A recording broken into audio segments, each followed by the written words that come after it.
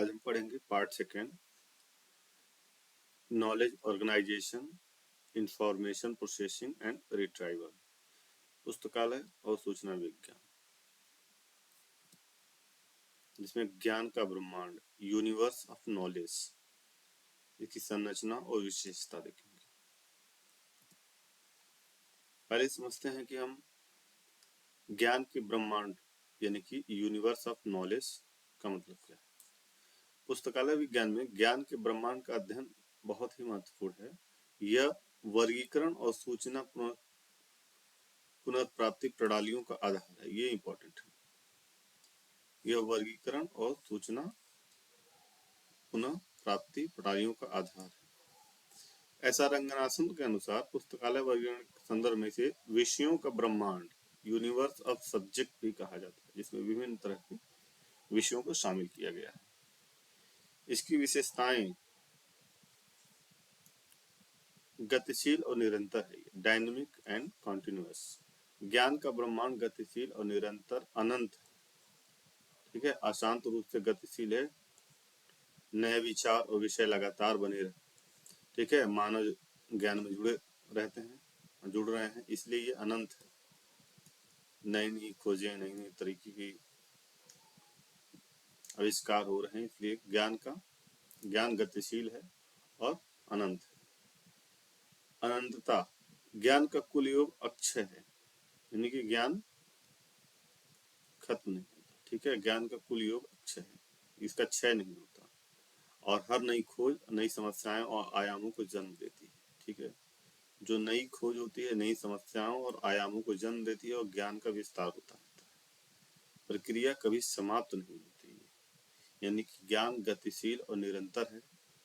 अनंतता है, इसमें इन्फिनिटी है।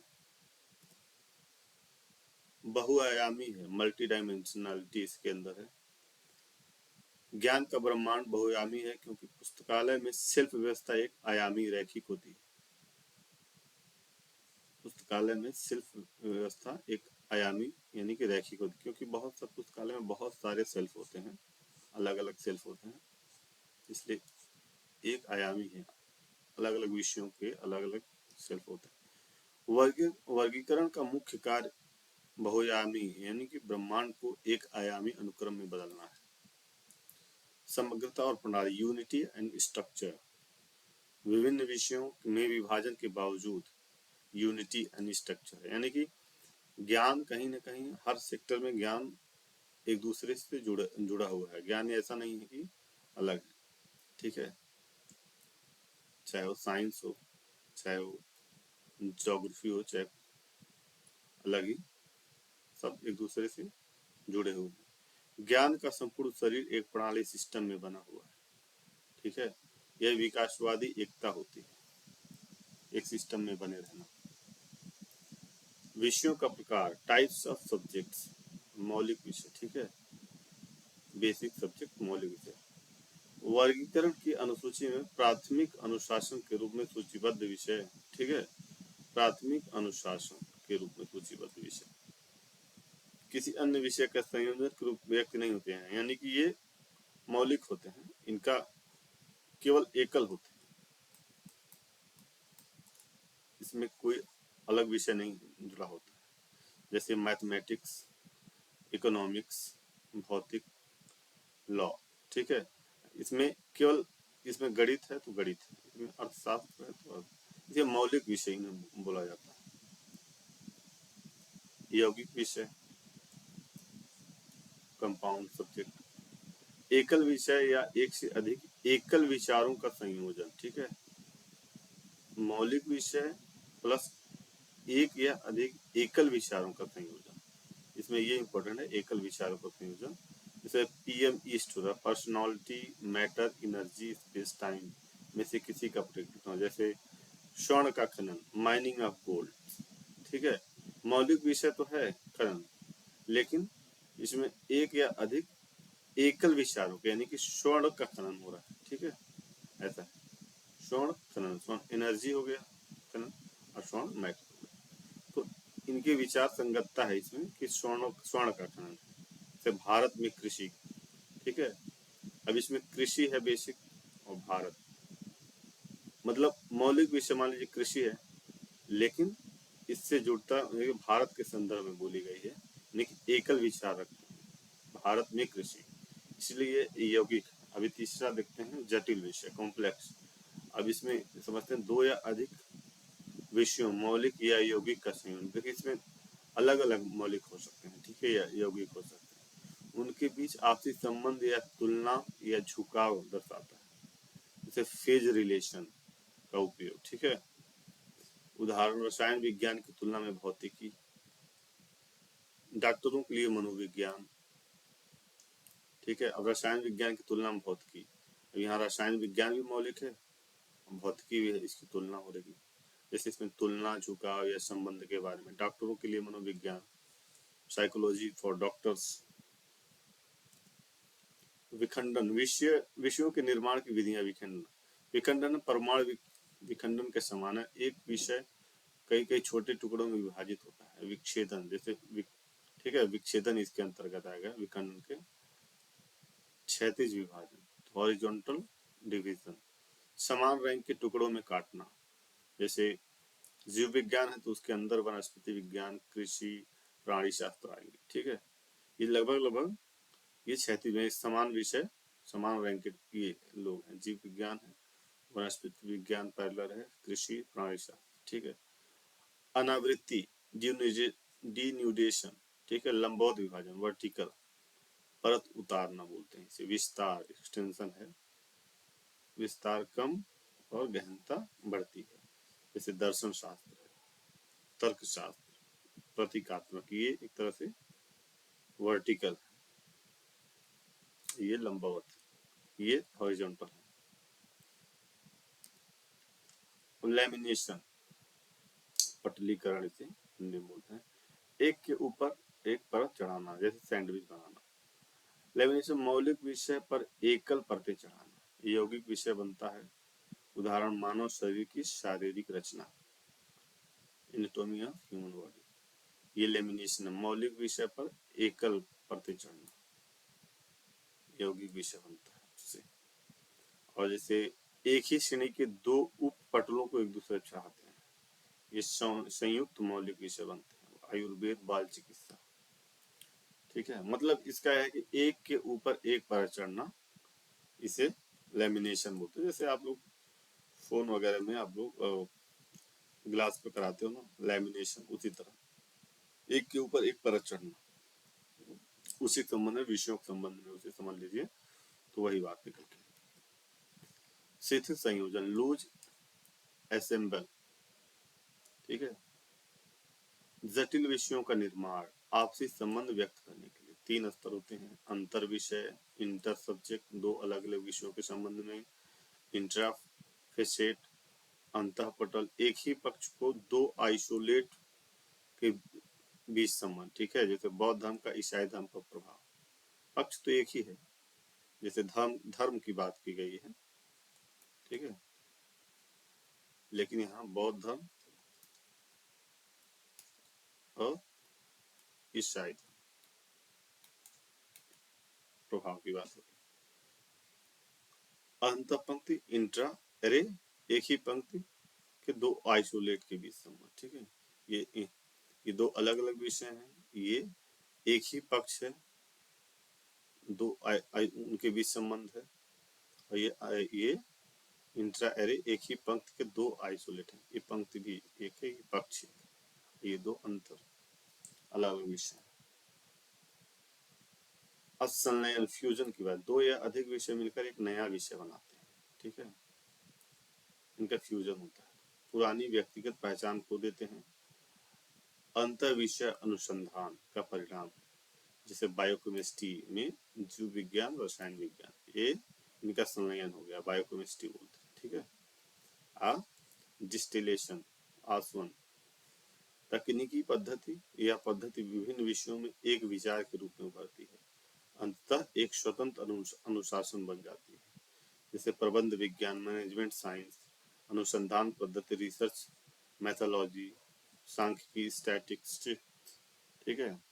यह होता तकनीकी पद्धति विभिन्न विषयों में एक विचार के रूप में उभरती है, ठीक है। डिस्टिलेशन, और एक स्वतंत्र अनुशासन बन जाती है। ठीक है, प्रबंध विज्ञान, अनुसंधान पद्धति, सांख्यिकी। समूहन, एग्लोमेरेशन या पार्शियल कॉम्प्रिहेंशन, संबंधित विषयों को बड़े समूहों में इकट्ठा करना, सुविधा या अकादमिक संगठन के लिए गहरा संबंध नहीं होता है। उदाहरण प्राकृतिक विज्ञान, सामाजिक विज्ञान। ठीक है, एग्लोमिनी समूहन बोलते हैं इसे। ठीक है, एग्लोमेरेशन, संबंधित विषयों को बड़े समूह में इकट्ठा करना। विषय बंडल या क्लस्टरिंग, इंग्लिश में क्लस्टरिंग बोलते हैं। ठीक है, विभिन्न विषयों के विशेषज्ञ एक साथ आते हैं, क्लस्टर की तरह किसी विशिष्ट मिशन, क्षेत्र या घटना का अध्ययन करते हैं, मिल गए क्लस्टर की तरह। मिशन उन्मुख या क्षेत्र उन्मुख, टारगेटेड, जैसे महासागर विज्ञान, रक्षा विज्ञान, गांधीवाद इत्यादि। ठीक है, ऐसे। वर्गीकरण में ज्ञान का मानचित्रण, वर्गीकरण पद्धतियों का मुख्य कार्य है गतिशील ब्रह्मांड को एक स्थिर मानचित्र में बदलना। गतिशील ब्रह्मांड को एक स्थिर मानचित्र में बदलना, ये वर्गीकरण में ज्ञान का मानचित्रण। ठीक है, गतिशील ब्रह्मांड को एक स्थिर मानचित्र में बदलना मुख्य कार्य है इसका। वैचारिक स्तर है जो विषयों के ब्रह्मांड की गणना करना, उनके बीच अंतर संबंधों को बताना, उनका क्रम तय करना, ये वैचारिक स्तर पर होती है। नोटेशन के स्तर पर, संकेतन के स्तर पर, कृत्रिम भाषा, आर्टिफिशियल लैंग्वेज, ज्ञान की संरचना को यांत्रिक व्यवस्था में बदलना, दस्तावेजों की आसान पुनः प्राप्ति। और यूनिट सेकंड की बात कर लेते हैं, ग्रंथ परक विवरण, बिब्लियोग्राफिक डिस्क्रिप्शन। पुस्तकालय सूची, इसके उद्देश्य क्या है। ठीक है, लाइब्रेरी कैटलॉग पर्पस क्या है। पुस्तकालय में उपलब्ध सभी ग्रंथ परक वस्तुओं की व्यवस्थित सूची। ठीक है, उसे पुस्तकालय सूची कहते हैं। पुस्तकालय में जो भी उपलब्ध होते हैं सभी ग्रंथ परक वस्तु की व्यवस्थित सूची, नहीं जितने भी बुक्स हैं, जितनी भी चीजें हैं, उनका एक सूची बनी हुई होती है, उसे कैटलॉग बोलते हैं। चार्ल्स एमिक कटर के 3 मुख्य उद्देश्य हैं, 1876 में दिया था चार्ल्स एमिक कटर। 3 उद्देश्य, जैसे खोजना, फाइंडिंग फंक्शन, जैसे पुस्तकालय में मेन चीजों के, जैसे उन्होंने बताया है कि क्या क्या चीजें होनी चाहिए जो आसान रहे, मुख्य उद्देश्य उन्होंने बताया था। एक, बुक्स को खोजना, ठीक है, उनको दिखना चाहिए, सहायता करना। ये 3 मेन काम होते हैं जिसमें ये खोजने में लेखक, शीर्षक या विषय के आधार पर पुस्तक खोजना, दिखाना, किसी लेखक या विषय पर उपलब्ध सामग्री दिखाना। ठीक है, सहायता करना, असिस्टिंग फंक्शन, संस्करण या विशेषताओं के आधार पर चयन में सहायता, यानी कि पाठक की सहायता करना, बुक्स को लेखक, शीर्षक या विषय के आधार पर खोजने में या दिखाने में कि कहाँ रखना है, कैसे रखना है, ताकि वो सही तरीके से, स्पष्ट तरीके से दिख जाए, और खोजने में सहायता करना। आधुनिक संदर्भ में FRBR के कार्य। ठीक है, FRBR का मतलब functional requirements for bibliographic records. ठीक है, इसके 4 उपयोगकर्ता कार्य हैं। जैसे खोजना, ये आधुनिक संदर्भ की बात हो रही है। खोज मानदंडों के अनुसार संसाधन खोजना, ठीक है, फाइंड करना। आइडेंटिफाई, पहचानना, खोजे गए संसाधन की पुष्टि करना। चयन करना, आवश्यकताओं के अनुसार उपयुक्त संसाधन चुनना। ऑप्टेन, प्राप्त करना, चयनित संसाधन प्राप्त करना। ठीक है, यानी कि पहले खोजना, फिर पहचानना, फिर उसको चयन करना, फिर उसको प्राप्त करना, इस्तेमाल करना। ये सारे पॉइंट्स एग्जाम के लिए जरूरी हैं। आप डिस्क्रिप्टिव के लिए बहुत ही महत्वपूर्ण है, इसलिए उतने ही हैं उतने ही बताए गए हैं जितने एग्जाम में काम के लिए, आपके काम के। आप इनको याद करिए, राइटिंग करिए, फ्लो चार्ट में के रूप में बनाइए। सूची के प्रकार जैसे आंतरिक स्वरूप, इनर फॉर्म्स, जैसे शब्दकोशी सूची, डिक्शनरी कैटलॉग, जैसे शब्दकोशी में लेखक, शीर्षक, विषय सभी एक वर्णमाला क्रम में, ताकि ढूंढने में आसानी हो। उपयोग में सरल, बड़े संग्रह के लिए जटिल। ठीक है, उपयोग में सरल लेकिन बड़े संग्रह के लिए जटिल, क्योंकि लेखक, शीर्षक, विषय के अनुसार ढूंढना। वर्णमाला क्रम ठीक है, लेकिन फिर भी बहुत बड़ा होता है तो जटिल हो सकता है, लेकिन आसान होता है। शब्दकोशी सूची, वर्गीकृत सूची, क्लासिफाइड कैटलॉग दो भाग में होते हैं, जैसे वर्गीकृत भाग विषय के अनुसार, वर्णमाला सूचकांक विषयों के व्यवस्थित अध्ययन के लिए बेहतर है। ठीक है, विषयों के वर्गीकृत भाग, ठीक है, विषय के अनुसार ये होते हैं, मेनली ये होते हैं लेखक, शीर्षक, विषय इत्यादि सभी वर्णमाला अनुक्रम में होते हैं, ताकि ढूंढने में, जैसे डिक्शनरी होती है, डिक्शनरी की ही बात ये और ये क्लासिफाइड कैटलॉग यानी कि विषय के अनुसार इनको बांटा गया है। और ये डिवाइडेड कैटलॉग, लेखक के शीर्षक या विषय प्रविष्टियों को अलग अलग विभाजित करके, ठीक है, दो अलग वर्णमाला क्रम में रखा गया है। ग्रंथपरक विवरण के तरीके से एलिमेंट्स होते हैं ISBD, AARCR2, ये तो हम आगे ARC2 ISBD को थोड़ा सही से पढ़ेंगे, लेकिन इसके तत्व जान लेते हैं। इसके मुख्यतः 8 मुख्य तत्व होते हैं। इसमें किसी भी ग्रंथ को के जो विवरण होता है, जैसे कोई बुक्स होती है, कोई किताब है, उसमें क्या क्या चीजें आपको, मतलब ये है कि किसी भी ग्रंथ में जो भी चीजें मुख्य क्षेत्र में बटे होते हैं, वही 8 क्षेत्र में बटे होते हैं। ठीक है, ये जैसे उसमें शीर्षक, उत्तरदायित्व होता है, टाइटल, स्टेटमेंट, रिस्पॉन्सिबिलिटी होती है, उसका संस्करण होता है, कौन सा संस्करण है, सामग्री विशिष्ट विवरण होता है, मटेरियल स्पेसिफिक डिटेल यानी कि उसके बारे में होता है, प्रकाशन और वितरण, ठीक है, कहाँ से, स्थान क्या है, प्रकाशक वर्ष क्या है, और भौतिक वितरण मतलब एक पृष्ठ क्या है, वो कितने का आकार क्या है उनका पृष्ठ का, श्रृंखला कौन सी सीरीज है उस ग्रंथ की, टिप्पणी उससे संबंधित किस बारे में है, मानक संख्या, ISBN, ISSN, ये सारी चीजें आपको याद रहनी चाहिए, ताकि एग्जाम में आए तो आप डायरेक्टली लिख सकें। अब सूची के भौतिक स्वरूप, जैसे पारंपरिक कन्वेंशनल फॉर्म, जैसे हमेशा से जो पहले से इस्तेमाल होती है, कैसे सूची होती है, सूची बनती है।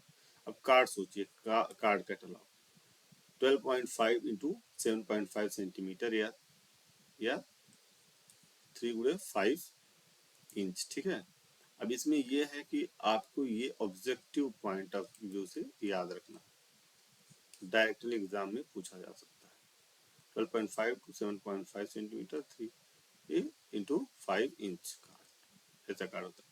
लचीला, नए कार्ड आसानी से जोड़े जा सकते हैं, इस तरीके से लचीलापन, ठीक है, उसमें होता है कि नए कार्ड भी ऐड किए जा सकते हैं कार्ड सूची में। अधिक स्थान घेरता तो है, चूंकि फिजिकल है और फिजिकल फॉर्म घेरेगा और बड़ा है साइज तो। अब मुद्रित पुस्तक सूची, प्रिंटेड बुक कैटलॉग, पोर्टेबल होते, एक साथ कई प्रविष्टियां देख सकते हैं। ठीक है, मुद्रित पुस्तक सूची। अपडेट करना महंगा और कठिन होता है, क्योंकि प्रिंट होता है सूची, इसलिए अपडेट करना महंगा होता है, कठिन होता है। सीफ सूची, सीफ कैटलॉग, कागज की पर्चियां बाइंडर में की गई होती हैं एक साथ, ठीक है, बाइंडिंग की गई। पुस्तक और कार्ड दोनों लाभ होता है, ये कम टिकाऊ होता है, लेकिन सेफ। और सूची के भौतिक में सूची के भौतिक स्वरूप में ही, इस स्वरूप तो भौतिक है लेकिन वो पारंपरिक था, अब ये आधुनिक मॉडर्न तरीके से जो अपनाया जा रहा है टेक्नोलॉजी का इस्तेमाल करते हुए, जैसे माइक्रोफॉर्म, माइक्रोफिल्म या माइक्रोचिप पर प्रविष्टियां होती हैं। स्थान बचता है, चूंकि ये माइक्रोचिप में होते हैं, डिजिटली होते हैं, पढ़ने के लिए मशीन की आवश्यकता होती है, ठीक है, माइक्रोफॉर्म में होते हैं। अब OPAC, online public access catalogue, ये कार्ड सूची का आधुनिक डिजिटल संस्करण, ये बहुत ही ज़्यादा इम्पोर्टेंट है, very very important for exam, ठीक है। PAC, online public access catalogue है, कार्ड सूची का आधुनिक डिजिटल संस्करण है। लेखक, शीर्षक, विषय, कीवर्ड, आईएसबीएन इत्यादि से खोजे जा सकते हैं।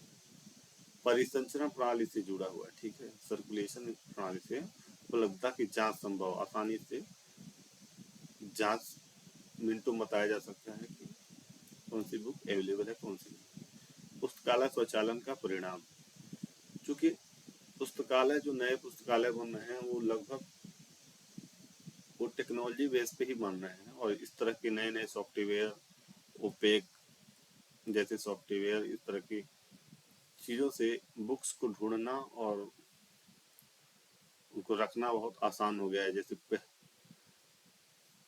पीडीएफ फॉर्म में भी बुक्स अवेलेबल रहती हैं, तो स्थान, अब पीडीएफ का एग्जांपल लीजिए तो स्थान कम घेरता है, और देखिए अभी आप सर्च करो लैपटॉप या कंप्यूटर में तो आसानी से तुरंत पता चल जाता है कौन सी पीडीएफ कौन सी नहीं, लेखक के नाम से या शीर्षक के नाम से या विषय के नाम से या आईएसबीएन अगर इसमें है तो उसके नाम आधार पर ढूंढा जा सकता है कि अवेलेबिलिटी, ठीक है।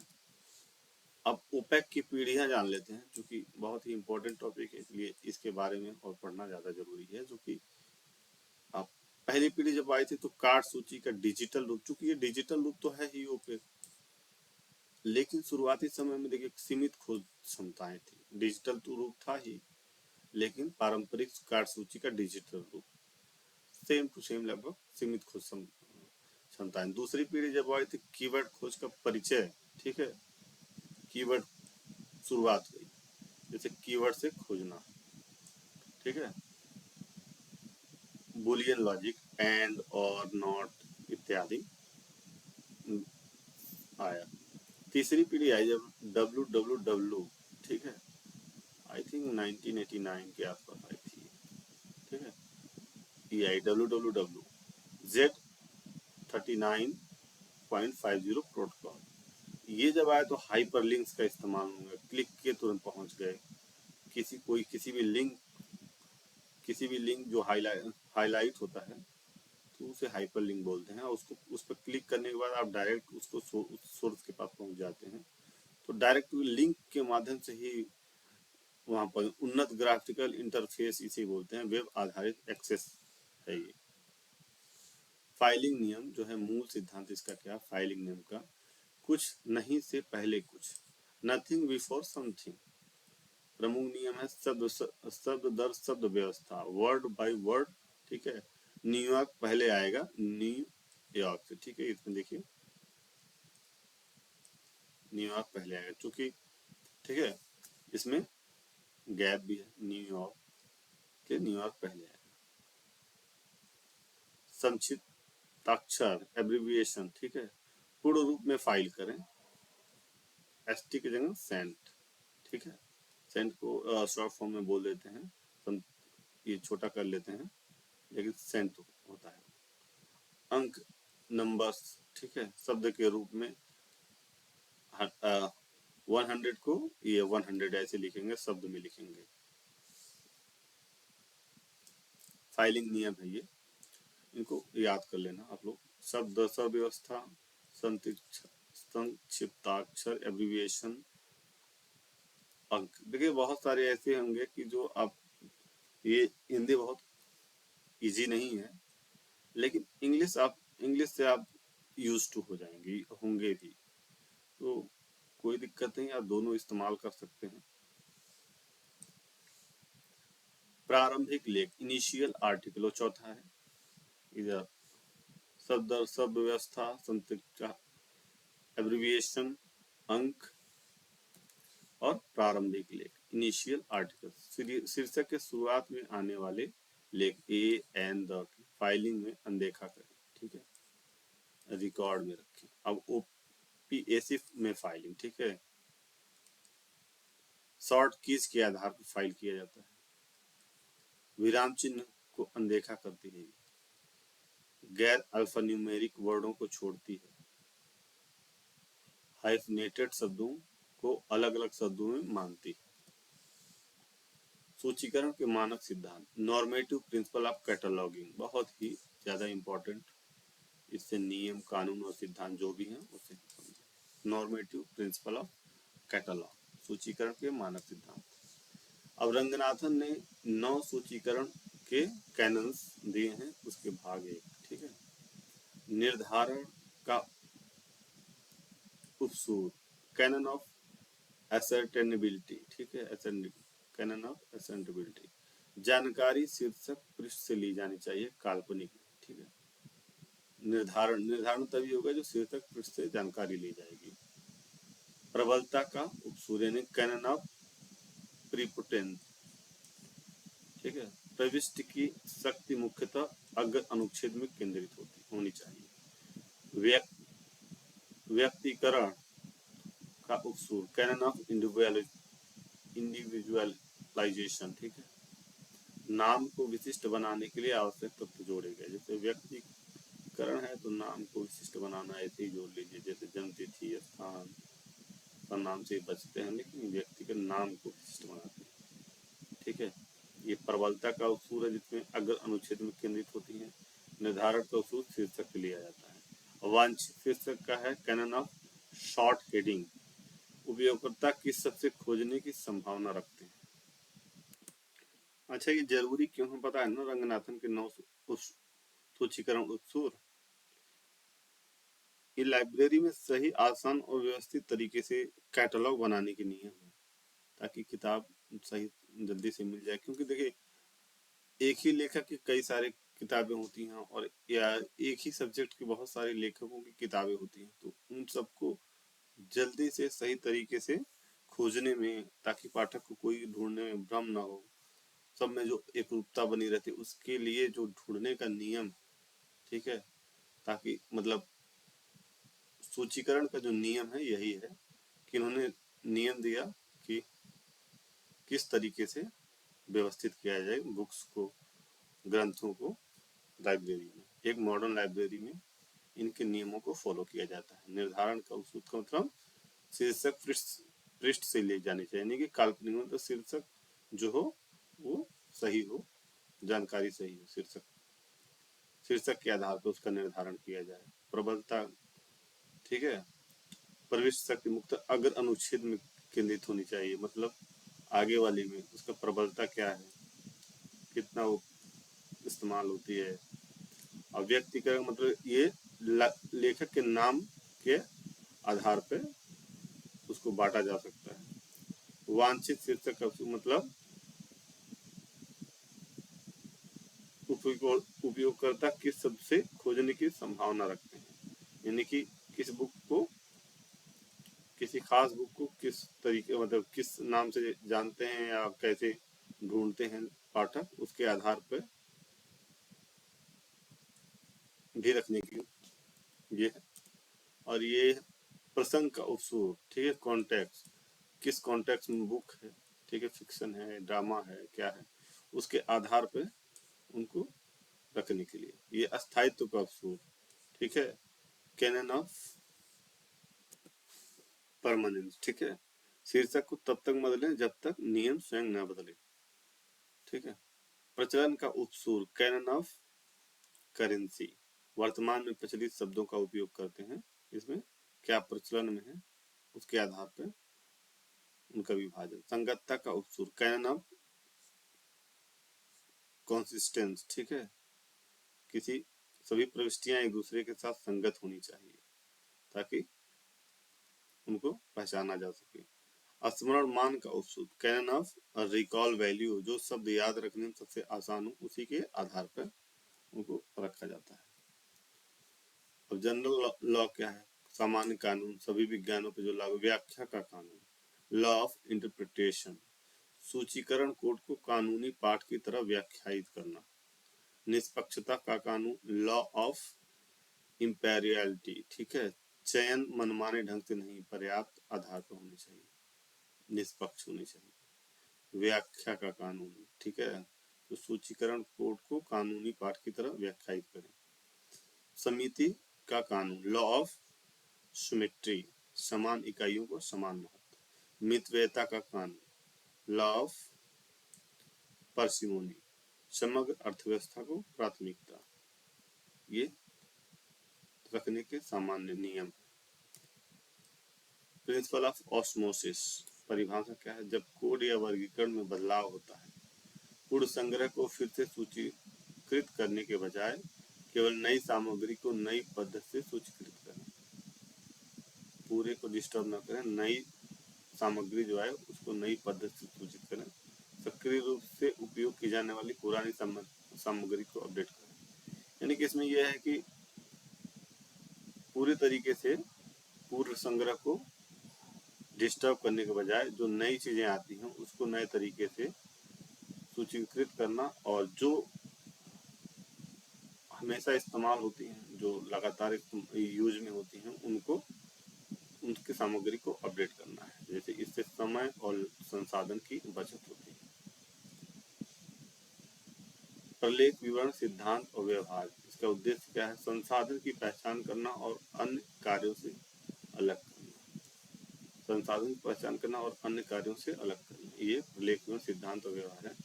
कटर के उद्देश्य 1876 में दिया था, इसको खोजना, दिखाना और सहायता करना, जो हमने बताया आपको। FRBR के 4 कार्य हैं, find, identify, select and obtain. खोजना, पहचान करना, चयन करना और प्राप्त करना, FRBR के कार्य।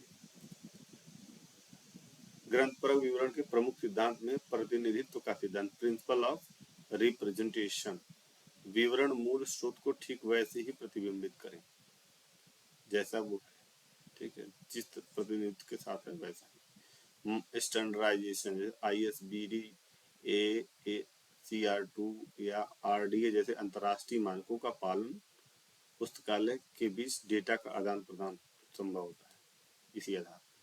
इनके सिद्धांत हैं प्रतिनिधित्व का सिद्धांत, मानकीकरण, उपयोगकर्ता सुविधा जैसे यूजर कन्वीनियंस, आसानी से खोज सकें और समझ सकें, शुद्धता का और पूर्णता, एक्यूरेसी एंड कंप्लीटनेस, सभी आवश्यक तत्व तो शामिल होते हैं इसमें, ठीक है, शुद्ध होते हैं, पूर्णता होती है, इसलिए सभी आवश्यक तत्व शामिल होते हैं।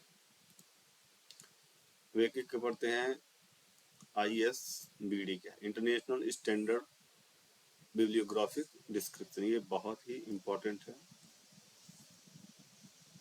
इसका उद्देश्य क्या है? दुनिया भर में संगत वर्णात्मक सूचीकरण के लिए मानक ढांचा बनाता है, पूरी दुनिया भर में, ठीक है, संगत वर्णात्मक सूचीकरण के लिए, कैटलॉगिंग के लिए ये एक रूल्स देता है, एक ढांचा देता है, ताकि सब देश इन्हीं के इसी आधार पर अपने अपने यहाँ उसको लागू कर सके। इसके 8 क्षेत्रों में विभाजित किया है, शीर्षक और उत्तरदायित्व, संस्करण, सामग्री विशिष्ट विवरण, प्रकाशन, ठीक है, जैसे इसमें स्थान हो गया, तिथि हो गई, भौतिक विवरण पृष्ठ हो गया, इसमें श्रृंखला, ठीक है, कौन सा एडिशन है, नोट, उससे रिलेटेड चीजें हो गई, ISBN नंबर हो गया, ये एक ग्रंथ में ये पाई जाती है 8 चीजें। इसी आधार पर इसने एक मानकीकृत ढांचा बना है ISBD का, इंटरनेशनल स्टैंडर्ड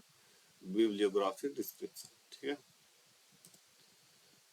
ACR2 का Anglo American cataloguing rule second edition, ठीक है, ये भी बहुत इंपॉर्टेंट है। विशेषताएं क्या है? जैसे दो भाग में विवरण, भाग फर्स्ट और भाग सेकंड। भाग फर्स्ट में है विवरण, डिस्क्रिप्शन है, और सेकंड में शीर्षकों का चयन, हेडिंग, ठीक है। 3 स्तर पर इसके विवरण है, जैसे first level, second level, third level. ये फर्स्ट लेवल होता है जो बहुत ही संक्षिप्त होता है, ये सेकंड मध्यम होता है, और थर्ड लेवल में विस्तृत तरीके से होता है। ISBD मानकों पर आधारित है। अब जिसका संशोधन कब हुआ था, ये एक आपका ऑब्जेक्टिव क्वेश्चन याद बन सकता है। 1988, 1999, 2002,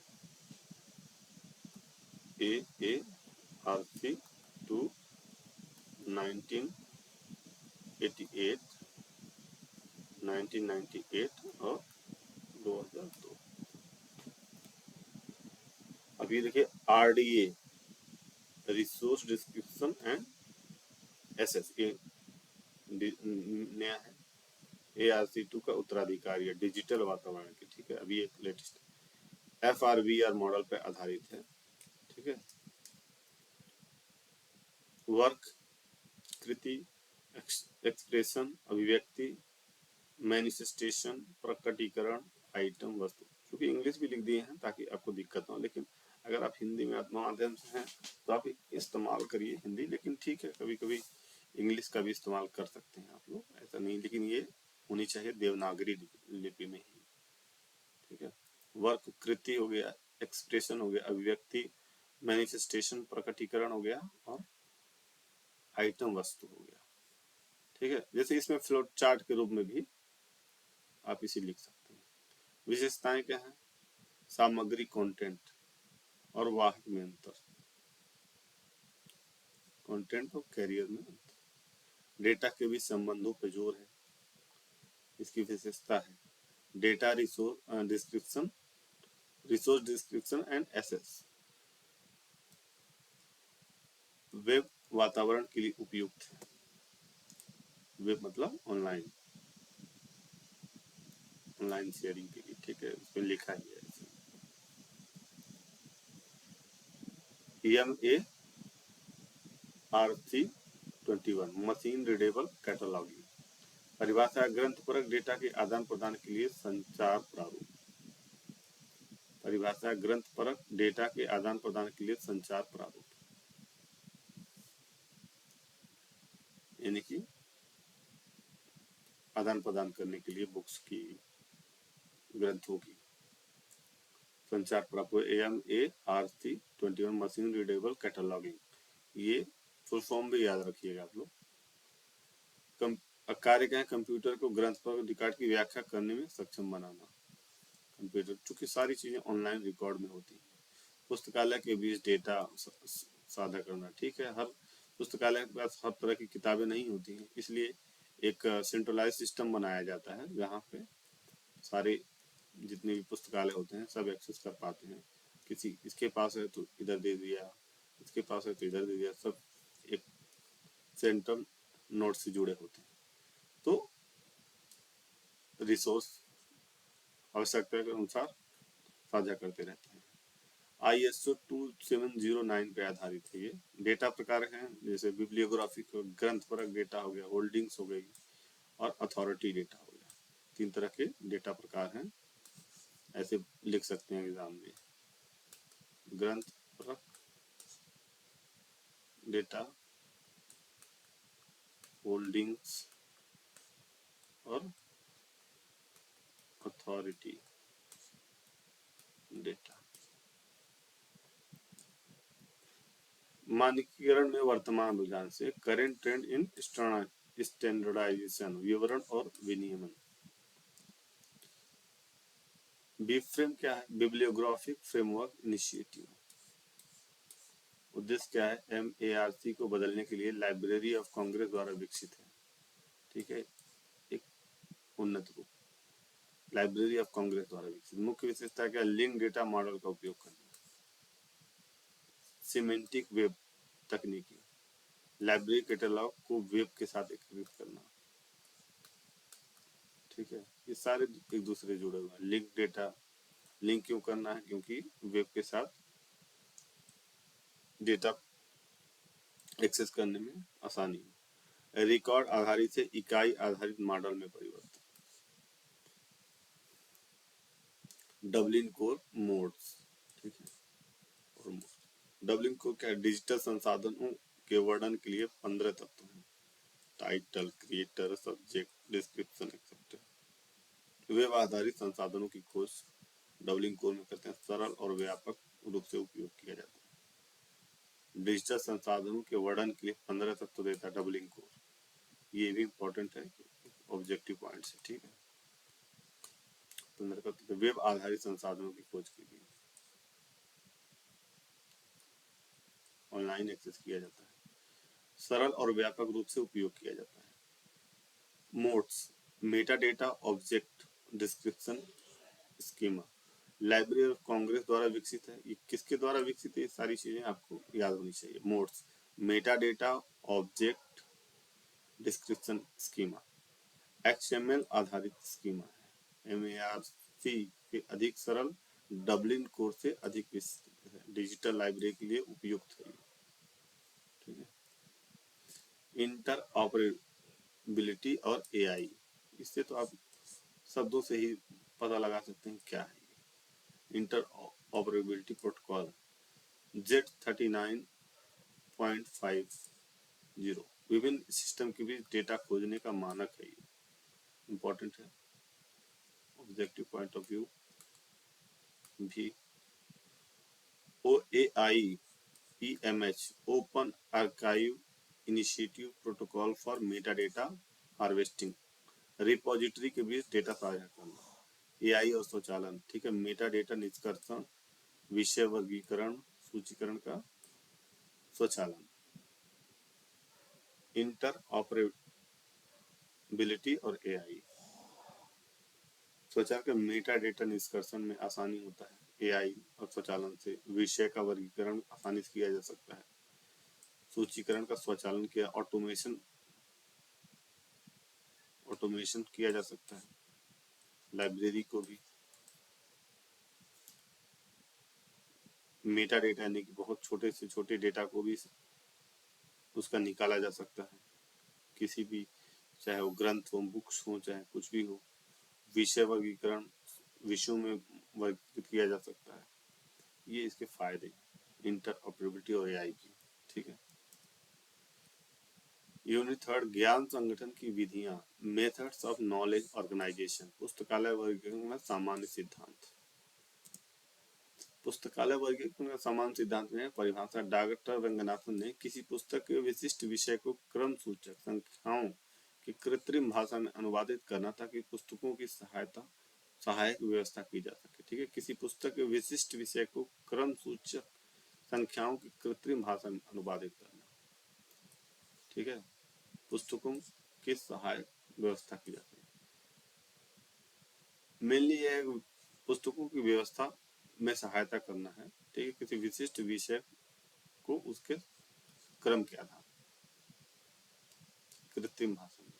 उद्देश्य के दस्तावेजों को तार्किक क्रम में व्यवस्थित करना, उपयोगकर्ता और कर्मचारी आसानी से खोज सकें, ताकि किसी भी बुक्स को उस तरीके से व्यवस्थित करना विषय के आधार पर भी, ताकि कर्मचारी और उपयोगकर्ता दोनों आसानी से उसको ढूंढ सकें। सेयर्स के अनुसार पुस्तक को अलमारियों पर पाठकों के लिए सबसे उपयोगी तरीके से व्यवस्थित करना ये पुस्तकालय वर्गीकरण कहलाता है। पुस्तकों को अलमारियों पर पाठकों के लिए सबसे उपयोगी तरीके से व्यवस्थित करना ही पुस्तकालय वर्गीकरण कहलाता है। इसके विकास के चरण क्या है? डेवलपमेंट स्टेज क्या है? वर्णनात्मक सिद्धांत प्री 1950s यानी कि 1950 से पहले की बात है। इंपीरियल दृष्टिकोण अनुभवजन्य, ठीक है, डिजाइनरों की प्राकृतिक प्रतिभा पर आधारित था। कोई वस्तुनिष्ठ सिद्धांत नहीं था, केवल और अनुभव पर आधारित था। वस्तुनिष्ठ सिद्धांत नहीं था और प्राकृतिक प्रतिभा पर आधारित था। लेकिन जब डायनेमिक थ्योरी आई, ऐसा रंगनाथन द्वारा विकसित डायनेमिक थ्योरी, इंपॉर्टेंट और objective dynamic theory, development stage के डायनेमिक थ्योरी ऐसा रंगनाथन द्वारा विकसित है। वैज्ञानिक पद्धति पर आधारित है। ये कानूनों कैनन्स सिद्धांत द्वारा निर्देशित है। ज्ञान के निरंतर विकास के अनुकूल है। वर्गीकरण कार्य के 3 स्तर हैं: वैचारिक स्तर, शाब्दिक स्तर और अंकन स्तर। वैचारिक स्तर है बौद्धिक विश्लेषण का चरण। चूंकि वैचारिक स्तर है तो बौद्धिक विश्लेषण का चरण विषयों के ब्रह्मांड की गणना की जाती है, विशेषताओं का चयन और क्रम निर्धारण किया जाता है। विशेषताओं का चयन। शाब्दिक स्तर पर वैचारिक निष्कर्षों को स्पष्ट शब्दावली में व्यक्त करना। यहाँ विचार करना, यहाँ विचार, यहाँ पर स्पष्ट शब्दावली व्यक्त करना, वर्तमान संदर्भ के अनुकूल, कोई स्पष्टता नहीं कि पूरी तरीके से स्पष्ट, और शब्दों को क्रम सूचक संख्याओं में बदलना, संकेतन की कृत्रिम भाषा, और यहाँ पे क्रम सूचक संख्याओं में बदलना, शब्दों को क्रम में, नोटेशन चूंकि अंकन स्तर है, विचार किया शब्दों में, उसको व्यक्त किया स्पष्ट शब्दों में, फिर उसको अंक दिया, उसके आधार पर व्यवस्थित किया, यानी कि वर्गीकरण के कार्य के 3 स्तर हो गए, वैचारिक, शाब्दिक, अंक।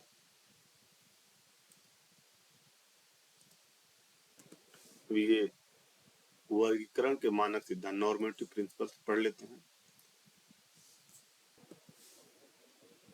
नॉर्मेटिव प्रिंसिपल्स, ठीक है, बेसिक लॉ जो है इसका भाग 1, सभी विज्ञानों पर लागू सामान्य कानून, व्याख्या का कानून, लॉ ऑफ इंटरप्रिटेशन, वर्गीकरण नियमों को कानूनी पाठ की तरह व्याख्यायित करें, संघर्ष स्थिति में समस्या समाधान के लिए, निष्पक्षता का कानून, 2 या अधिक विकल्पों के बीच चयन निष्पक्ष तरीके से, निर्णय मनमाना नहीं तार्किक आधार पर, समिति का कानून, लॉ ऑफ सिमेट्री, यदि 2 इकाइयां एक दूसरे के सीमित हैं तो एक को महत्व दूसरे को भी समान महत्व, यानी कि दोनों को पैरेलल महत्व देना पड़ेगा, ये सिमेट्री का कानून लॉ है। लॉ ऑफ पार्सिमोनी, मितव्ययिता का कानून, समग्र अर्थव्यवस्था को प्राथमिकता, जनशक्ति, सामग्री, पैसा और समय, ठीक है, उदाहरण नोटेशन की लंबाई कम होनी चाहिए, ये मितव्ययिता, चूंकि नोटेशन मतलब एक तरह से कहते हैं ना फिजूल खर्ची नहीं, उस तरह से फिजूल कानून नहीं, समग्र अर्थव्यवस्था को प्राथमिकता, जनशक्ति, सामग्री, पैसा, समय, सबको महत्व।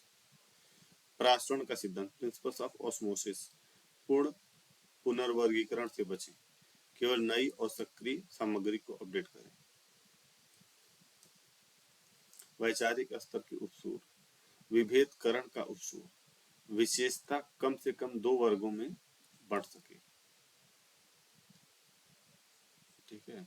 वैचारिक यानी कैनन्स ऑफ आइडल प्लेन, प्रासंगिकता का उपसूर, कैनन ऑफ रिलेवेंस, वर्गीकरण का आधार उद्देश्य के लिए प्रासंगिक हो, निर्धारण का उपसूर, कैनन ऑफ असर्टेबिलिटी, जानकारी दस्तावेज से प्राप्त हो, कल्पना न हो, निर्धारण हो उसका जानकारी, अस्थायित्व का, कैनन ऑफ परमानेंस, आधार बार बार न बदले, अस्थायित्व रहे, सहायक अनुक्रम का उपसूर, कैनन ऑफ हेल्पफुल सीक्वेंस, वर्गों का क्रम उपयोगकर्ता के लिए सहायक हो, शाब्दिक स्तर के उपसूर, कैनन ऑफ वर्बल प्लेन, प्रसंग का उपसूर, शब्दों का अर्थ संदर्भ के अनुसार स्पष्ट हो, प्रसंग महत्वपूर्ण है इसमें, प्रचलन का उपसूर, वर्तमान में प्रचलित शब्दों में, ठीक है, पुस्तकालय अर्थव्यवस्था के बजाय पुस्तकालय विज्ञान, क्योंकि आजकल पुस्तकालय विज्ञान बोला जाता है, तो ये प्रचलन है, तो उसका इस्तेमाल किया जाए, और मित भाषिता का उपसूर, कैनन ऑफ रेटिसेन, यानी आलोचनात्मक निर्णयात्मक शब्दों से बचना चाहिए, मितभाषिता का उपसूर, अंकन के उपसूर, कैनन ऑफ नोटेशन प्लेन, पर्याय का उपसूर, कैनन ऑफ सिनोनिम्स, एक विषय एक ही क्लास नंबर, ठीक है, ऐसा होना चाहिए, समनाम का उपसूर, एक क्लास नंबर एक ही अर्थ होना चाहिए, ऐसा ना हो उसकी तरह कई हो, ताकि कंफ्यूजन बढ़े किताबों को ढूंढने में, ग्रंथों को ढूंढने। सापेक्षता का उपसूर, कैनन ऑफ रिलेटिविटी, नंबर की लंबाई विषय की गहनता के अनुसार होनी चाहिए, ठीक है। पदानुक्रम का उपसूर, कैनन ऑफ हिरार्की, नोटेशन विषय के पदानुक्रम को दर्शाए, आतिथ्य का उपसूर, हॉस्पिटैलिटी इन एरे एंड चैन, नए विषयों को समायोजित करने की क्षमता, सहायक अनुक्रम के सिद्धांत, हेल्पफुल सीक्वेंस प्रिंसिपल, एक ही पंक्ति में विषयों की व्यवस्था करें, अगर एक ही पंक्ति में विषयों को व्यवस्थित करना हो तो समय का सिद्धांत, प्रिंसिपल लेटरल इन टाइम, यानी कि काल के अनुसार, ठीक है, व्यवस्था, इतिहास, साहित्य इत्यादि के आधार, विकास का सिद्धांत, यानी कि उनको एक ही लाइन में करें। विकास का सिद्धांत अमीबा स्तनधारी का पहले अमीबा आए, उसके बाद स्तनधारी आए, उस तरीके से व्यवस्थित करना चाहिए। स्थानिकता निकटता का सिद्धांत, ठीक है, भौगोलिक क्रम, उस तरीके से करना चाहिए। बढ़ती जटिलता का सिद्धांत इंक्रीजिंग कॉम्प्लेक्सिटी, ठीक है, पहले सरल से जटिल की ओर जाते हैं ताकि पाठक को पहले सरल आसानी से समझ में आ जाए, फिर जटिल तक जाएगा तो दिक्कत नहीं होगी उसे। पक्ष अनुक्रम के सिद्धांत में फेसेट सीक्वेंस प्रिंसिपल्स, यौगिक विषयों को विभिन्न पक्षों के क्रम के लिए। दीवार चित्र सिद्धांत, वॉल पिक्चर प्रिंसिपल, यदि बी चित्र के अस्तित्व के लिए ए दीवार आवश्यक है तो पहले ए आना चाहिए, ठीक है, यानी कि इसका सहायक है। बी चित्र के अस्तित्व के लिए ए दीवार आना चाहिए तो पहले ए आना चाहिए, उसके बाद बी। दीवार चित्र सिद्धांत से बोलते हैं यौगिक विषयों के विभिन्न पक्ष। पूर्ण अंग सिद्धांत, होल ऑर्गन प्रिंसिपल, पूर्ण यानी मानव शरीर पहले आएगा, फिर अंग यानी सिर बाद में आएगा। पूर्ण अंग सिद्धांत यानी कि पहली बॉडी,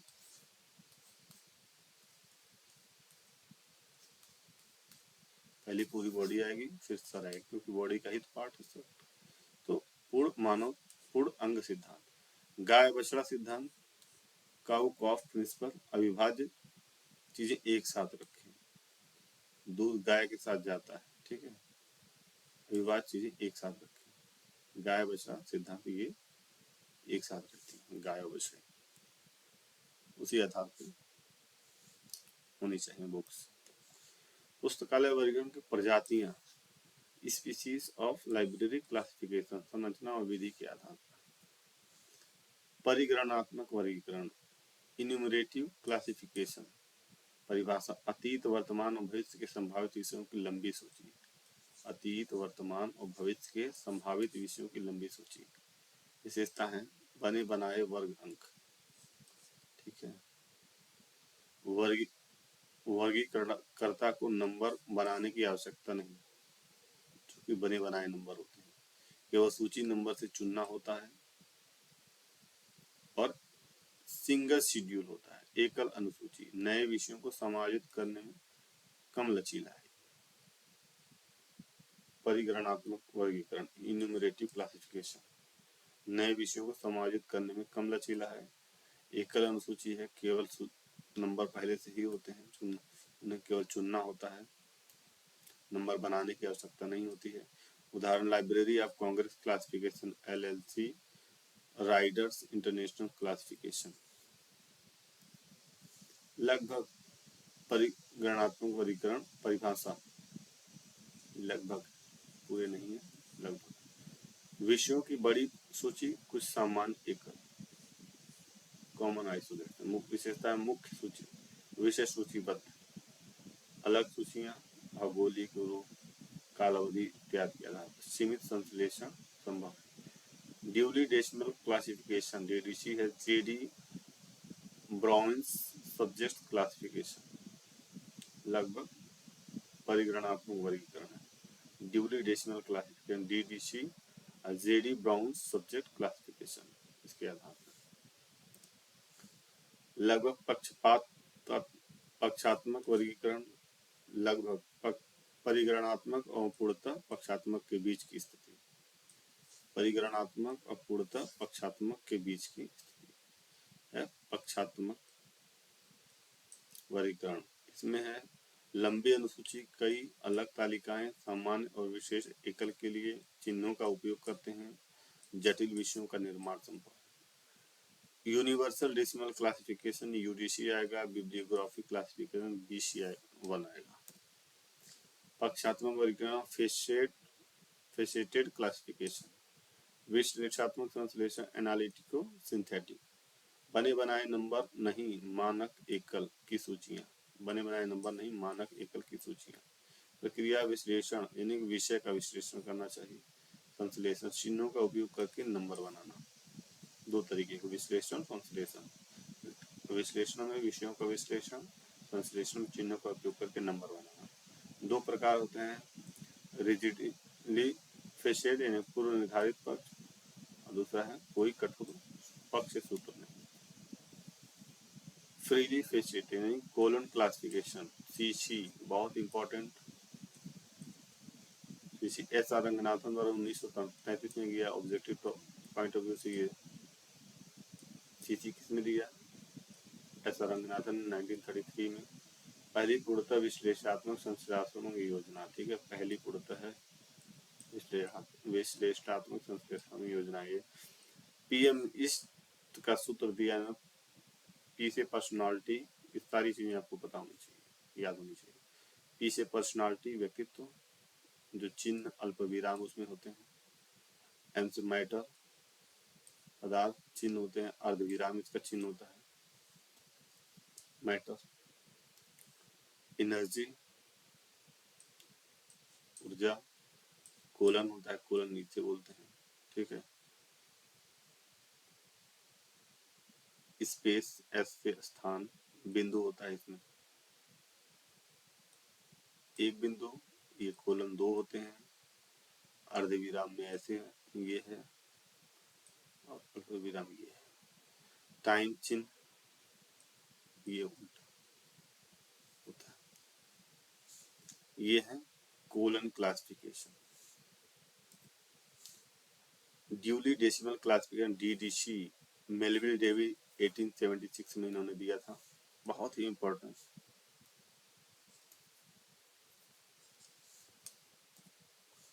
इसका परिचय मेलविल डेवी द्वारा 1876 में प्रतिपादित दुनिया का सबसे व्यापक रूप से उपयोग की जाने वाली पद्धति अभी तक OCLC द्वारा रख रखाव किया जाता है। संरचना मुख्यतः 10 वर्ग में बांटा गया है। सारे प्रत्येक मुख्य वर्ग में 10 डिवीजन है, ठीक है। प्रत्येक डिवीजन में 10 सेक्शन है। दशमलव प्रणाली है, डेसिमल सिस्टम भी है, ठीक है। 10 गुणे 10 गुणे 10 गुणे ऐसे हैं इतने। अब इसके 10 मुख्य वर्ग कौन से हैं, ये बहुत इंपॉर्टेंट है और एग्जाम पॉइंट ऑफ व्यू से भी बहुत इंपॉर्टेंट है। ये जो नंबर दिखाए गए हैं इसमें, ये इसी से संबंधित हैं और इनको जो जिस विषय से संबंधित हो उसी आधार पर उसको नंबर दिया जाता है। जैसे धर्म है, धर्म में अब ये हो गया हिंदू मुस्लिम धर्म के आधार पर, तो इसमें 200 के बाद ही उसका नंबर होगा, 200 समथिंग करके ऐसे ऐसे करके होगा। सामाजिक विज्ञान हो गया, इसके अंदर जो क्लासिफिकेशन होंगे 300 301 300 ऐसे ऐसे करके। भाषा हो गया, लैंग्वेज, अवधि, हिंदी उर्दू, ये सब इस तरह के हैं। इसके अंदर होंगे 400 के अंदर। ये देखिए एक बार रिवाइज मान लेते हैं। 000 सामान्य कार्य के लिए है, 100 दर्शन शास्त्र और मनोविज्ञान, 200 धर्म, 300 सामाजिक विज्ञान, 400 भाषा, 500 शुद्ध विज्ञान प्योर साइंस, 6 प्रौद्योगिकी, 700 कला, 800 साहित्य, 900 इतिहास और भूगोल। देखिए इतिहास भूगोल दोनों एक में है 900 में। और ये दर्शन शास्त्र मनोविज्ञान 100 में है। भाषा देख लीजिए 400 पे है। ड्यूली डेसिमल क्लासिफिकेशन की विशेषताएं क्या है? अंकन, सापेक्षिक अनुक्रमणिका रिलेटिव इंडेक्स और ऑक्सिलरी टेबल सहायक तालिकाएं। अंकन क्या है? शुद्ध अंकन केवल अरबी अंक होते हैं, ठीक है, केवल अरबी अंक इसमें होते हैं, 0 से 9 तक, हिंदी वाले नहीं। कम से कम 3 अंक होंगे, जैसे 000 करके था ना, 100 था, 200 था, ऐसे करके कम से कम 3 अंक होंगे। तीसरे अंक के बाद दशमलव बिंदु लगेगा, यहाँ दशमलव, फिर इससे इसके जो छोटे छोटे क्लासिफिकेशन है उसके बाद उनके नंबर आएंगे। सापेक्षिक अनुक्रमणिका रिलेटिव इंडेक्स विषयों को वर्णानुक्रम में सूचीबद्ध किया जाता है, क्लास नंबरों को दर्शाती है, संबंधित विषयों को ढूंढना आसान होता है। सहायता तालिका ऑक्सिलरी टेबल्स 6 तालिकाएं होती हैं, 23वां संस्करण। 6 तालिकाएं, T1 मानक उपविभाजन, T2 भौगोलिक क्षेत्र इत्यादि, इसी आधार पर 6 तालिकाएं हैं। Universal decimal classification UDC Paul Otlet और हेनरी ला फोंटेन 1895 में दिया गया, बहुत पुराना। पॉल ऑटलेट और हेनरी ला फोंटेन परिचय और संरचना। इसका परिचय 1895 में विकसित है। डीडीसी 5वें संस्करण पर आधारित है। ग्रंथपरक बिब्लियोग्राफिक उद्देश्य के लिए है। विस्तृत वर्गीकरण है, डेप्थ क्लासिफिकेशन है। संरचना, डीडीसी का मूल ढांचा अपनाया गया है। 4 मुख्य वर्ग है। वर्ग भाषा विज्ञान खाली छोड़ दिया गया, ठीक है। उससे वर्ग 8 साहित्य के साथ मिला लिया गया, बोला ना साहित्य 8, 9 केवल 9 भरे हुए मुख्य वर्ग। 1895 में विकसित ग्रंथपरक उद्देश्य के लिए विस्तृत वर्गीकरण है। ये डीडीसी का मूल ढांचा अपनाया है, ठीक है, यूडीसी ने। और मुख्य 4 मुख्य वर्ग 4 है। भाषा विज्ञान खाली छोड़ दिया गया है और उसे वर्ग 8 साहित्य के साथ मिला लिया गया। भाषा विज्ञान खाली छोड़ के 8 के साथ मिला लिया गया। केवल 9 भरे हुए मुख्य वर्ग हैं। विशेषताएं हैं, मिश्रित अंकन, इसकी इस तरह विशेषताएं इंपॉर्टेंट है। बहुआयामी, सूक्ष्म दस्तावेजों के लिए। मिश्रित अंकन में अंकों के साथ गणितीय प्रतीक और विराम चिन्ह, ठीक है। अंक भी होंगे, गणितीय प्रतीक भी हो सकते हैं, कुछ भी हो सकते हैं, विराम चिन्ह, ठीक है। विषयों के बीच संबंध को दर्शाता है। बहुआयामी संबंधों विश्लेषण का शक्तिशाली तंत्र है। लगभग पक्षात्मक माना जाता है, ठीक है। सूक्ष्म दस्तावेजों के लेखों और शोध पत्रों के वर्गीकरण के लिए उपयुक्त है। अंतरराष्ट्रीय भाषा स्वतंत्र नोटेशन। कोलन क्लासिफिकेशन, इसकी विशेषताएं हैं। 1933 में मुक्त पक्षपात फ्रीली फेसेड किसी भी नए विषय को समायोजित करने में अत्यंत लचीला है। कोई पूर्व निर्धारित नंबर नहीं, नंबर बनाए जाते हैं। फेज रिलेशन, दो विषयों के विशिष्ट संबंधों को दर्शाता है। झुकाव, प्रभाव, तुलना। शब्दावली विज्ञान, ए से एम तक, मानविकी एन से एस तक, सामाजिक विज्ञान टी से जेड तक, त्रिभुज के शीर्ष और रहस्यवाद डेल्टा है, ठीक है। शब्दावली, ये चीजें आपको ये भी ध्यान में रखनी होंगी। नोटेशन, आवश्यकता क्या है, कार्य और विशेषताएं क्या है अंकन की।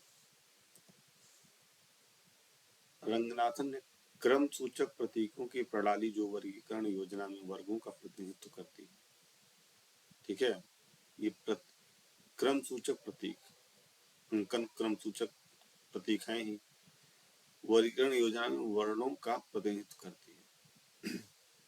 इसकी आवश्यकता क्या है, व्यवस्थित व्यवस्था, यानी कि पुस्तकों को तार्किक क्रम में व्यवस्थित करने की यांत्रिक विधि, नंबरिंग देके उनको व्यवस्थित करना पुस्तकों को।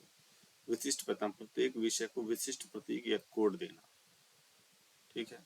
000 इस तरह से आते हैं जो भी कोड थे। पुनर्प्राप्ति में आसानी, सामग्री को जल्दी खोजने और वापस करने, क्योंकि जल्दी से खोजा जा सकता है क्योंकि एक क्रमबद्ध तरीके से व्यवस्थित होते हैं नंबर के द्वारा। कार्य, क्रम निर्धारण यांत्रिक तरीके से किया जा सकता है। पदानुक्रम दर्शाना, विषय और उपविषय के बीच संबंध स्पष्ट करता है। जैसे जिसमें 500 विज्ञान बोला था मैंने, वो विज्ञान में ही गणित 510, ये उपविषय में आया है। इंडेक्सिंग और खोज, कैटलॉग और ओपीएसी में दस्तावेजों खोजने की सुविधा है। सेल्फ, स्थान से लिंक होता है, दस्तावेज की सामग्री को भौतिक स्थान से जोड़ता है। सेल्फ, किस सेल्फ पे कौन सी बुक होगी, उस तरीके से उनका स्थान निर्धारण। इंडेक्सिंग और खोज है, कैटलॉग या ओपीएसी में दस्तावेज खोजने की सुविधा है। इंडेक्स के द्वारा ऑनलाइन तरीके से खोजना, इंडेक्स करना उनकी। अंकन की विशेषता या गुण, संक्षिप्तता है, छोटे अंक के द्वारा भी आसानी से लिखा जा सकता है, छोटा और लिखने में आसान है। सरलता है, पढ़ने बोलने समझने में आसान है, 101, 102 etc। अभिव्यक्ति, पदानुक्रम और संरचना को स्पष्ट दर्शाता है, एक्सप्रेसिव है, ठीक है।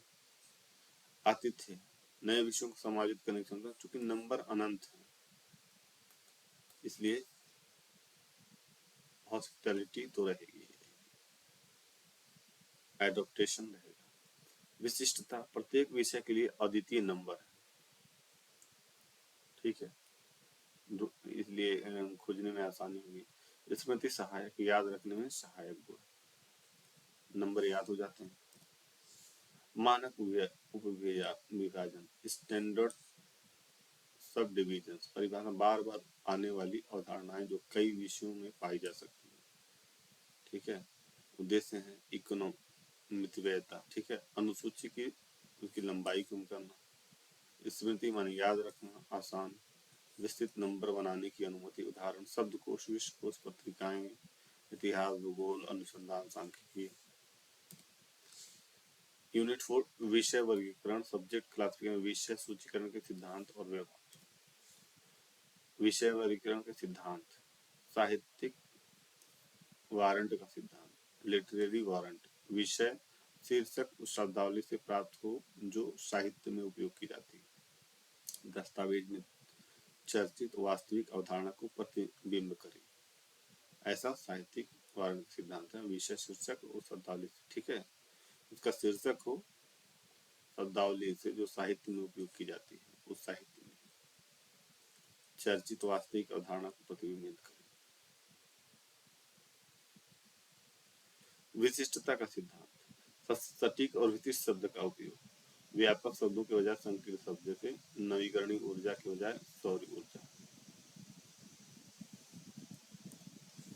सहव्यापकता का सिद्धांत, प्रिंसिपल ऑफ कोएग्जिस्टेंस, विषय शीर्षक दस्तावेज के पूर्ण दायरे को कवर करे, विषय शीर्षक दस्तावेज के पूर्ण दायरे को कवर करे, सभी प्रमुख पहलुओं का प्रतिनिधित्व करती है। प्रासंगिकता का सिद्धांत, केवल प्रासंगिक विषय शीर्षक निर्दिष्ट करे, अप्रासंगिक या सीमांत शीर्षकों से बचे।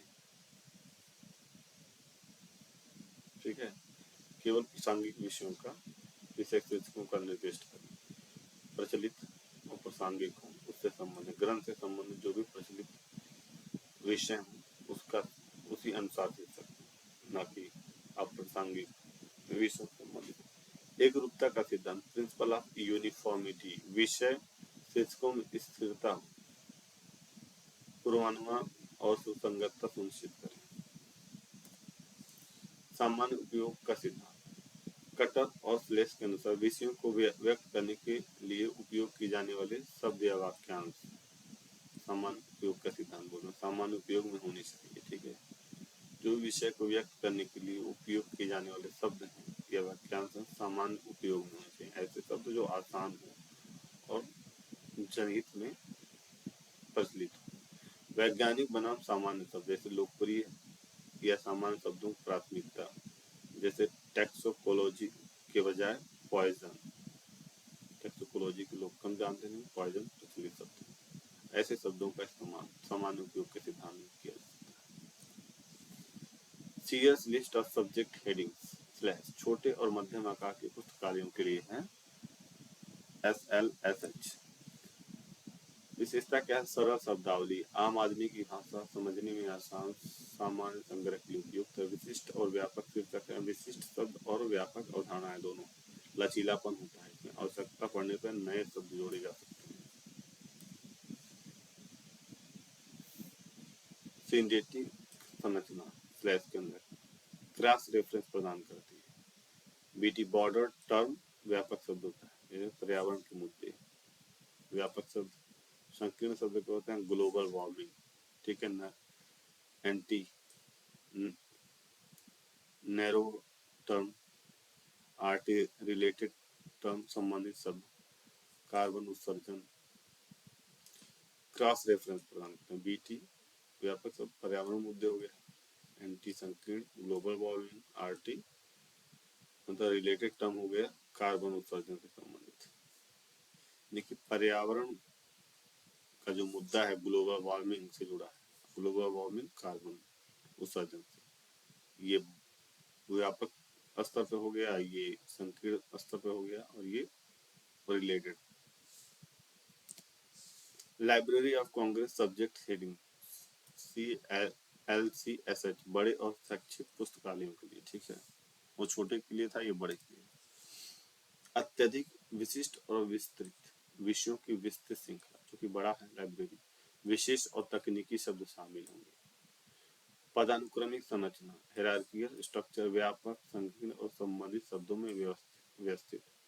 प्राधिकरण नियंत्रण, अथॉरिटी कंट्रोल, विषय प्रतिनिधित्व में एकरूपता।